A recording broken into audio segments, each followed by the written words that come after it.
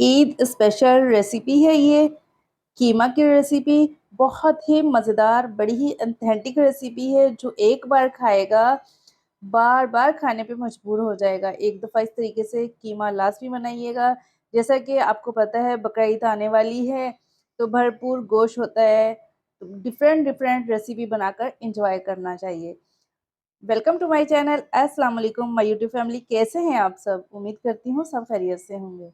जहाँ रहें खुश रहें, आबाद रहें, हंसते मुस्कुराते रहें। तो जी मैंने हाफ कप कुकिंग ऑयल लिया है, इसमें 2 table spoon ginger garlic paste add कर दिया है। जैसे ही इसकी खुशबू आने लगे तो ये कीमा है जी, कीमा है हाफ केजी, ये इसमें ऐड कर देते हैं। इसका पानी ड्राई होने तक हम इसे हाई फ्लेम पे फ्राई करेंगे। कीमा, गोश्त, जितना भी हम इसको वॉश करके सुखा लें, लेकिन इसके अंदर अपना एक्स्ट्रा पानी होता है, वाटर होता है, ब्लड होता है, जिसको हमने लाजमी जलाना होता है। ऑयल शामिल करने के बाद, जिंजर गार्लिक पेस्ट शामिल करने के बाद, अगर आप इसको ये देखिए पानी किस कदर इसके अंदर ये जो कीमे का है वो पानी इसमें आया है। हमने एक्स्ट्रा वाटर इसमें ऐड अभी बिल्कुल भी नहीं किया। तो जी जैसे ही पानी ड्राई हो जाएगा तो हम इसमें प्याज और टमाटर वगैरह ऐड करेंगे। अभी फ़िलहाल इसका पानी ड्राई करना है हमें। जब आप इसको अच्छा सा ड्राई कर लें, उसके बाद 2 दरमियाने साइज़ की स्लाइस कटिंग की हुई प्याज ये ऐड कर दें, और साथ ही इसके अंदर हम टमाटर ऐड कर देंगे। 2 दरमियाने साइज़ के टमाटर ये ऐड कर दिए, अच्छे से चम्मच चलाएँगे।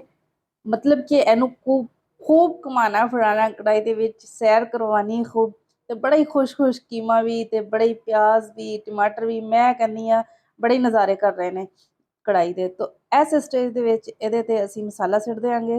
मसाला साबुत ज़ीरा, साबुत धनिया, लाल मिर्चां, दालचीनी दे 2 टुकड़े छोटे-छोटे ते लौंग 5 ਤੋਂ 6 कालियां मिर्चां, 2 अदद इलायची, और ये है जी फिलफिल का 1 टुकड़ा 1 इंच का तकरीबन, ये इसमें ऐड कर देंगे।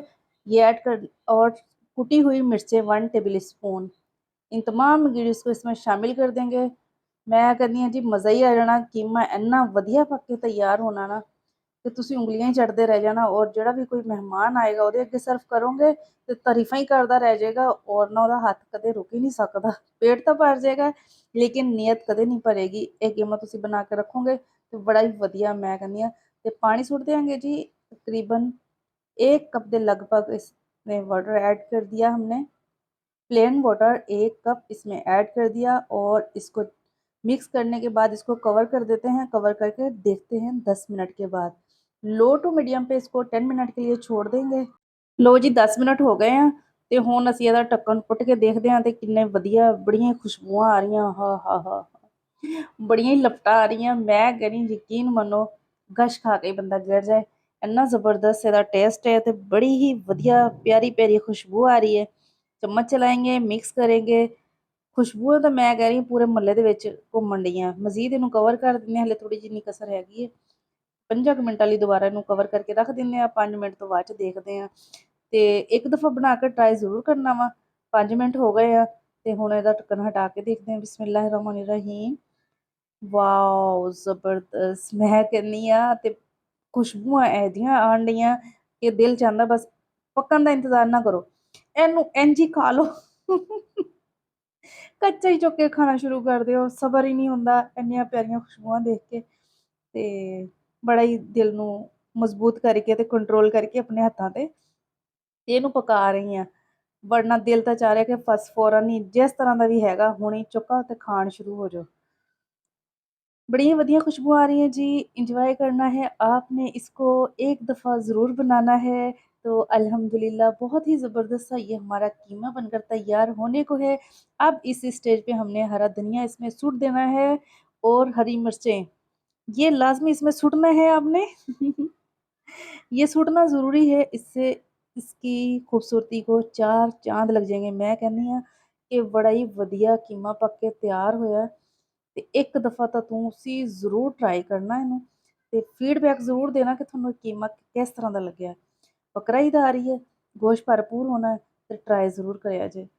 बड़ा ही ज़बरदस्त 5 मिनट के लिए इसको कवर कर देंगे ताकि इसके अंदर जो हमने हरा धनिया सूटा है और हरी मिर्चें सूटी हैं, उसकी खुशबू अच्छे से मिक्स हो जाए, तमाम कीमे के अंदर जज़्ब हो जाए।